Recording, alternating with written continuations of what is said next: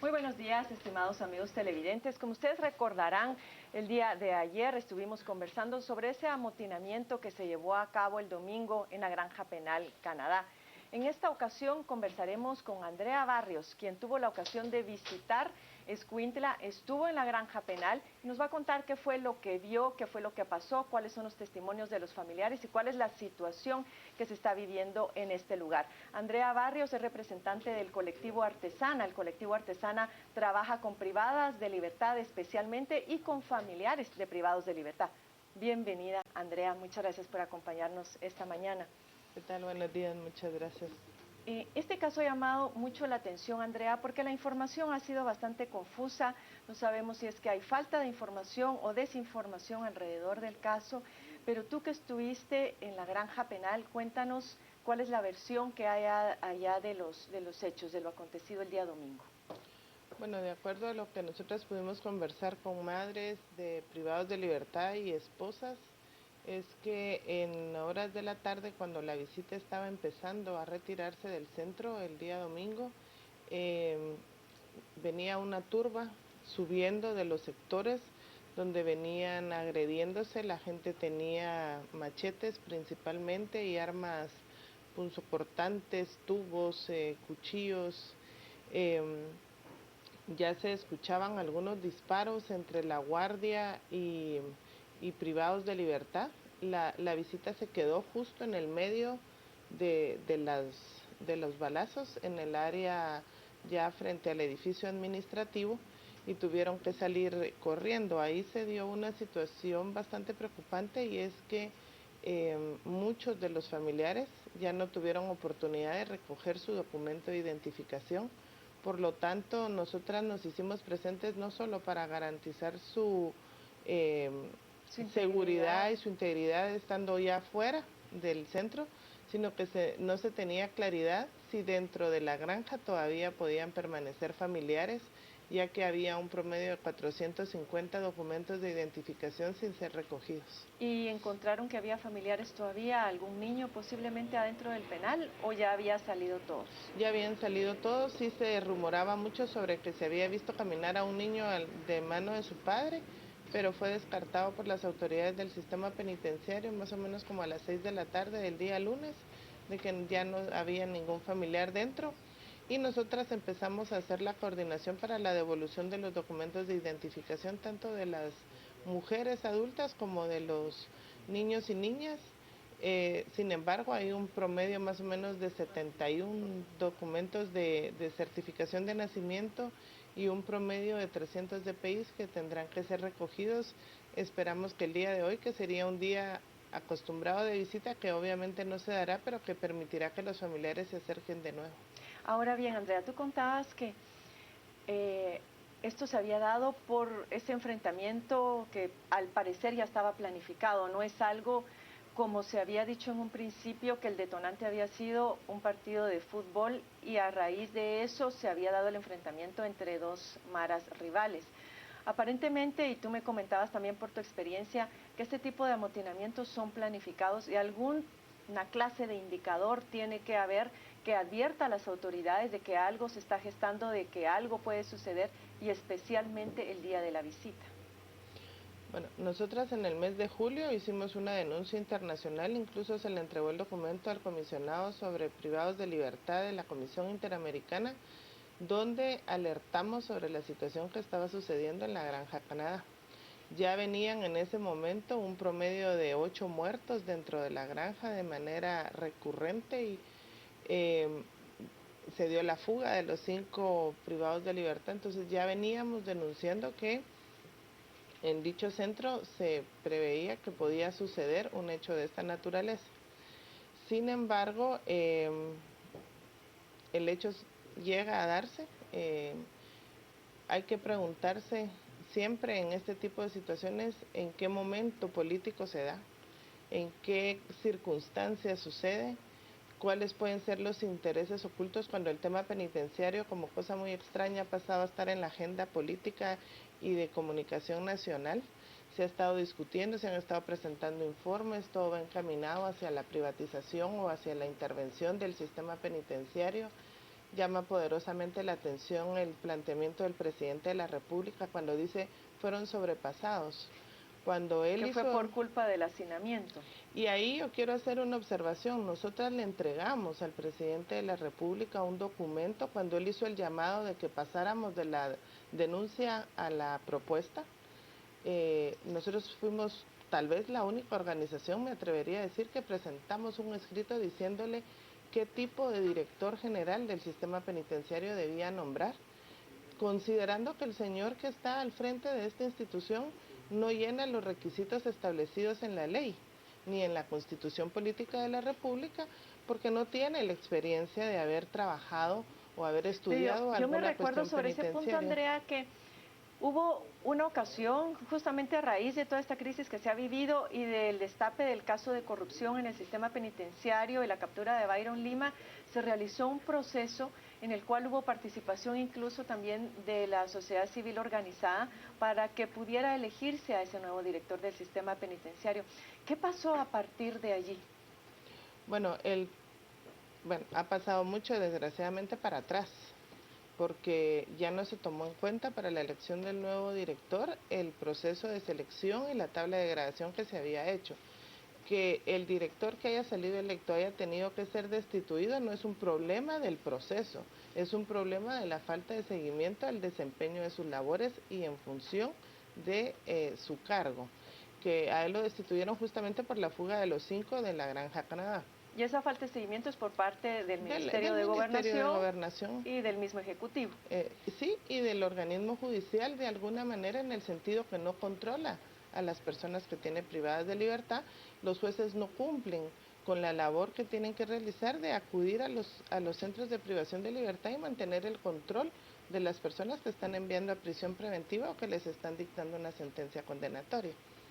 Desgraciadamente la ministra despide a todos los directores y subdirectores de centros y por lo tanto los centros están a cargo de guardias, que nosotros lo denunciamos en el mes de julio, que no tienen la experiencia, el conocimiento, la habilidad para atender ninguna de las circunstancias que se dan.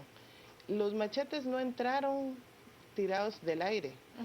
Hay un nivel de corrupción muy alto por parte del sistema penitenciario que permite el ingreso de todas estas armas. Entonces, actualmente la situación es, no hay autoridad porque prácticamente no la ejerce el director del sistema penitenciario, a decir de lo que me estabas comentando. El que estaba de turno de ese día era el alcaide, era el alcaide del centro, que es un guardia, que no tiene la capacidad y el conocimiento para enfrentar esta situación. Aparte de eso, tú me comentabas que hay ¿cuántos guardias para resguardar a más de 3,000 reos en esta granja? Bueno, yo creo que ese dato es riesgoso darlo, en el sentido de alertar a las personas privadas de libertad de las condiciones de inseguridad en las que se encuentran los centros, porque eso entonces puede alertar el que otros hechos sucedan en los centros. Yo siempre he dicho, y las autoridades penitenciarias lo saben, que si la gente no se fuga es porque no quiere, porque las condiciones de seguridad no son las adecuadas. Esta granja está más o menos por un promedio de 30 guardias custodiados. Tiene un problema grave que no es problema del sistema penitenciario, que tiene a más de 700 personas preventivas. Y es la Granja Penal Canadá, es un centro modelo de cumplimiento de condena. De condena. Eso me llamaba la atención porque ayer estuvimos conversando con la licenciada Patricia Dechea, exdirectora del sistema penitenciario, y pues preguntaba justamente eso, si aquí habían personas ya con sentencia firme, y ella me decía que, bueno, se entendía que sí habían personas con sentencia firme, pero esto es preocupante, es decir, hay un buen número de personas que apenas están en prisión preventiva, que no fueron trasladadas al preventivo de la zona 18, sino fueron trasladadas a Escuintla. El problema va a seguir siendo siempre y cuando sean los jueces quienes deciden a dónde mandan a la gente a prisión. Nosotros, incluso en el marco de la Política Nacional de Reforma Penitenciaria y en distintos momentos de las distintas administraciones que ha habido en el sistema, hemos planteado y se ha discutido que ese debe ser una disposición y una decisión del sistema penitenciario para ubicar a las personas de acuerdo a su perfil criminal. Claro. Mientras los jueces sigan siendo quienes deciden a través de corrupción, de intereses personales o simplemente de falta de interés y de información de ellos, decidiendo a dónde mandan a las personas, van a seguir sucediendo este tipo de hechos. Si el hecho fuera un enfrentamiento entre pandillas o entre pandilleros y no pandilleros, como ha sucedido en el Boquerón o en otros centros, el sistema penitenciario sabe y tendría que tener ubicado por separado a estos grupos. Pero no se les permite porque ahora además se cuidan mucho de no hacer ningún movimiento sin orden judicial por los problemas que ya se dieron anteriormente, donde había disposición del director de mover. Y diario el sistema penitenciario tiene que estar enfrentando situaciones con los jueces en relación a determinar y oponerse muchas veces a que una persona vaya a un centro determinado o a otro. El problema va a persistir mientras no sea el sistema penitenciario quien tenga la potestad de controlar, ordenar y ubicar a las personas de acuerdo a su perfil criminal, de acuerdo a las condiciones de los centros. Esta es una granja verdaderamente inmensa donde no habría capacidad de mantener el control. Yo estoy segura que la Guardia, antes de arriesgarse en una situación como la que se dio el domingo, garantizó y resguardó su vida y posiblemente de hecho, las puertas. algunos testimonios por parte de guardias que decían que ellos tenían miedo, que estaban atemorizados a estar 30 allí. guardias frente a 3.000. Exactamente. Ahora, me llama la atención. Sin comunicación, porque además no tenían manera de informar lo que estaba sucediendo, sino tienen que mandar al infiernito a avisar. Eso fue otro factor que me llamó la atención, porque se argumentaba que precisamente por el bloqueo de las señales no habían tenido comunicación, las autoridades no sabían lo que estaba pasando ahí, pero la licenciada Echea decía que tendría que haber otros medios alternativos, como un sistema de radio, por ejemplo. Parece o demasiada negligencia o intencionalidad el hecho de estar... Yo creo que es un caos provocado. ¿Tú crees que es un y a eso quería volver? Tú decías que hay que leer el momento, el contexto político en el cual esto se da, las circunstancias y posiblemente el juego de intereses que pueda haber de por medio. ¿Qué es lo que tú sospechas? Bueno, yo creo que mucho de lo que se dice, de lo que se comenta, es una acción inconstitucional que se pretende hacer de privatizar los centros de privación de libertad. Creemos que hacia eso va encaminado.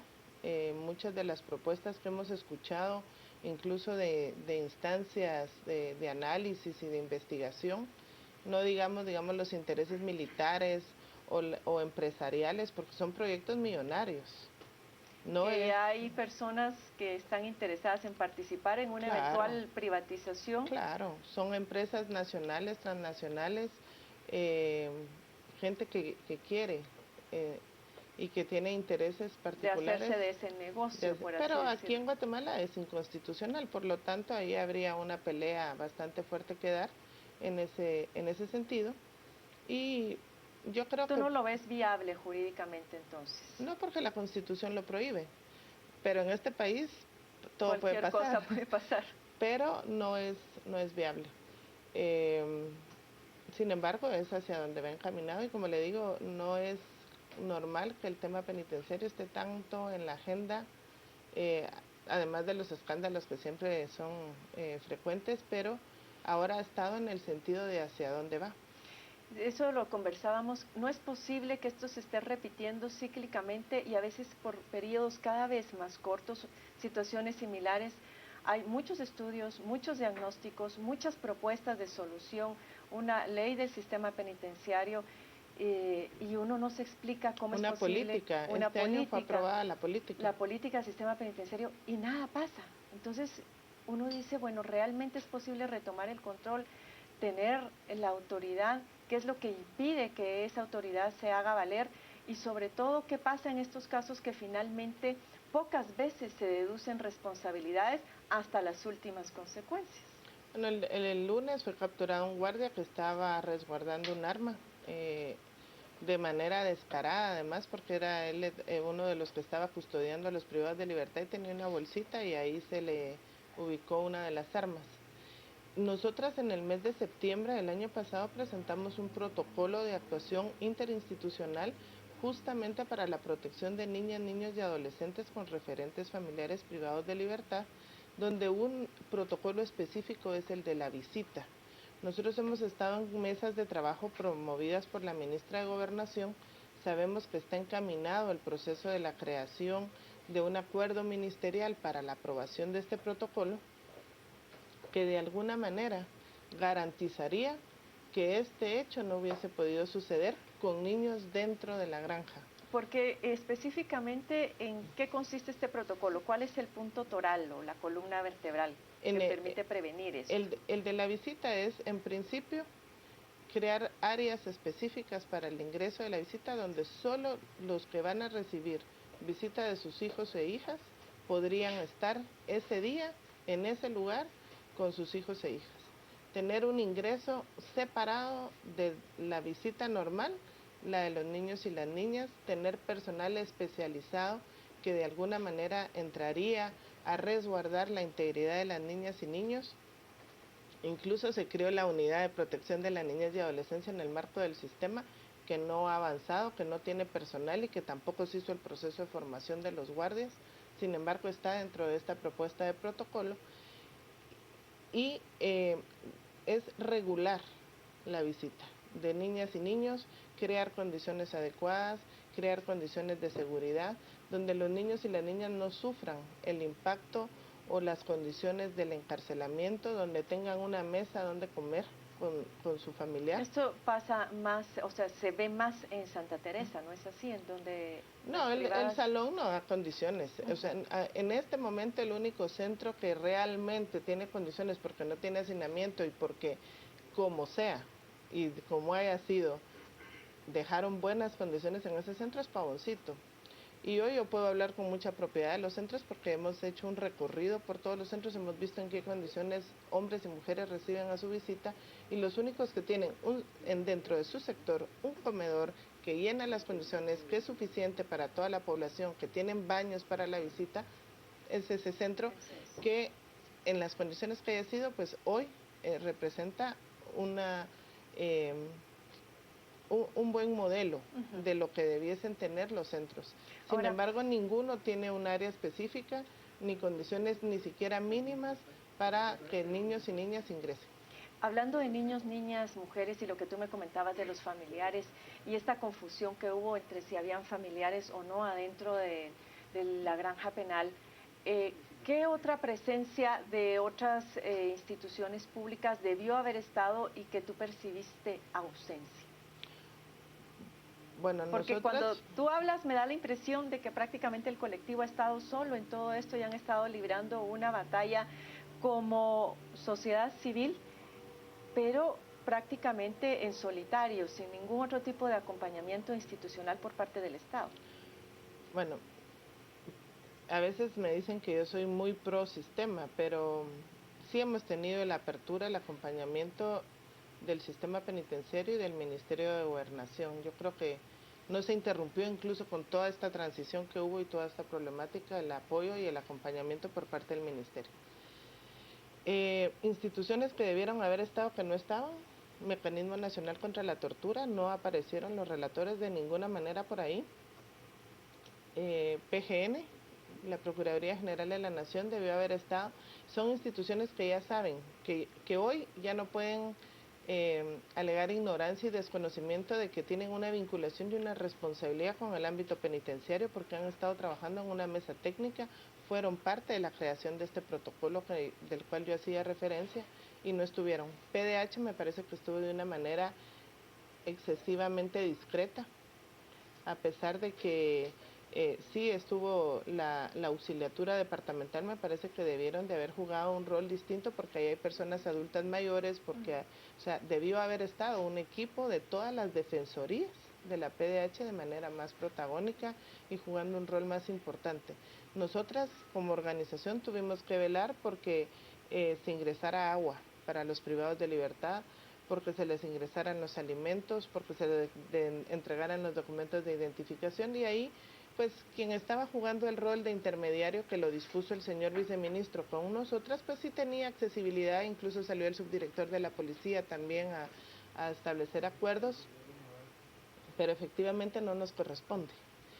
Nosotras pudimos haber estado ahí, al contrario, en apoyo a y no prácticamente liderando los procesos. Y no asumiendo esa responsabilidad, que es una responsabilidad del Estado. Andrea, se nos ha agotado el tiempo, pero me gustaría que dieras, no sé, un mensaje particular que tú quisieras dar, un punto que quisieras resaltar, una advertencia para cerrar esta intervención. Bueno, yo creo que es urgente el nombramiento de directores y subdirectores. Ya la ministra había dicho que iba a convocar a ese proceso. Yo creo que no es posible que las nuevas autoridades en enero reciban un sistema penitenciario sin autoridades nombradas. Yo creo que hay que presionar al Ministerio de Gobernación por el nombramiento de directores y subdirectores de centro. Hay un perfil hecho del cual no es muy difícil poder hacer el nombramiento, y creo que es necesario. Nosotros hemos estado solicitando que a todas las instituciones y a todas las organizaciones que participamos en el desarrollo y creación de la Política Nacional de Reforma Penitenciaria se nos siga dando el espacio y se siga convocando a esos espacios de coordinación que son indispensables para prevenir y atender, si no, pues, este tipo de situaciones de manera coordinada y conjunta. Bueno, muchísimas gracias, Andrea, por habernos acompañado.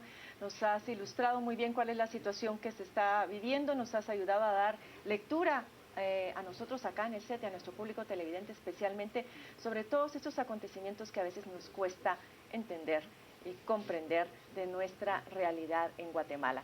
Así que muchísimas gracias a nuestro público televidente y ahora volvemos con Pietro y con Mario a la mesa principal.